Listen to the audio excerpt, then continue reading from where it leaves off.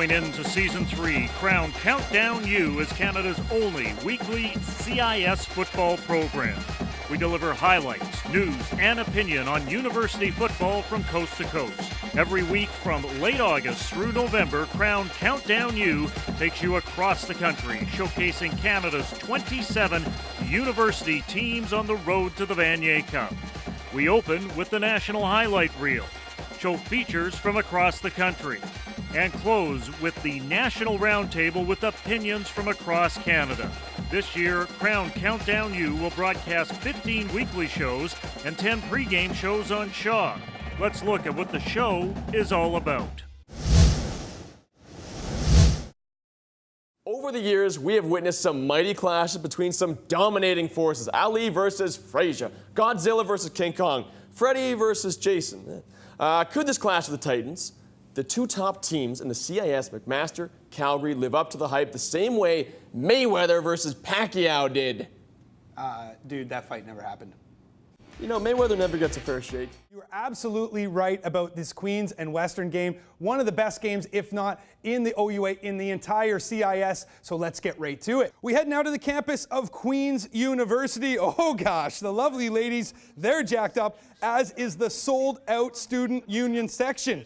Western would open up the scoring with a field goal, but this 30-yard strike from Billy McPhee to Giovanni Aprile puts the Gales on top. McPhee, he's liking it, as do the Queens faithful, who might have had a couple of adult pops before the game. You don't know. Recovers. Check out the Superman leap from Gagnon. That's how you do it, kids. That sets up this 21-yard field goal from Deschamps. He nails it. That's the dagger for Montreal and the Carabin faithful, showing this lonely Laval fan who's number one. But check out the goal line stand as Remy Julien Funk knocks the funk out of Sene. That hit was James Brown approved. Funk it!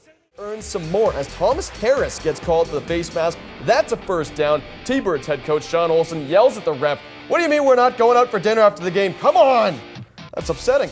Later in the quarter, Grainon and Norzil like Ryan on a Friday night at the Roxy while they hook up, this time for a 50-yard major.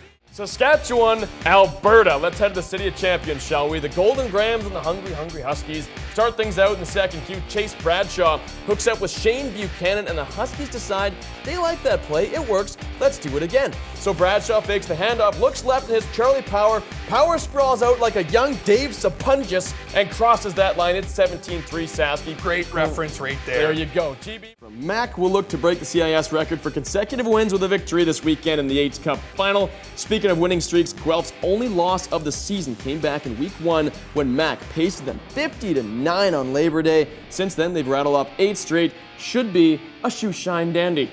You ever got a shoe shine? Yeah, they're luxurious. I don't have shoes that can be shined. No? No. Well, that's unfortunate. Now we come, as usual, to the Roundtable segment. I think there's a huge void there in the marketplace, and I think somebody at some point has to step up with a Canadian-based TV channel that's dedicated to amateur sport, dedicated to the CIS. I mean, you can go over as many details as you want. It's all about the line of scrimmage. Laval just completely owned McMaster on both sides of the front. You know, their O-line played a huge game, you know, protecting the quarterback, but also running the football. I think so. When you look at their team, they're balanced. Defensively, Kevin McNeil is doing a great job with them. Their front seven, they create turnovers. They get after the passer. They rush their process. They're pretty close in terms of what they've done so far. But the reason I am sticking with Calgary over McMaster is they're just dominant in the stats. We were in until, about halfway through the third. I thought it was going to be like every other game this year where we kind of started slow and our defense kept us in it. But, we were waiting for that explosion on offensively that we usually have in the second half. And it looked like we were going to have it there at the start of the third, but it just didn't happen. From all of us here at the Shaw Tower in Vancouver, for Jim Mullin, Andrew Wadden, I'm Ryan Sullivan. Now here's the games of the week.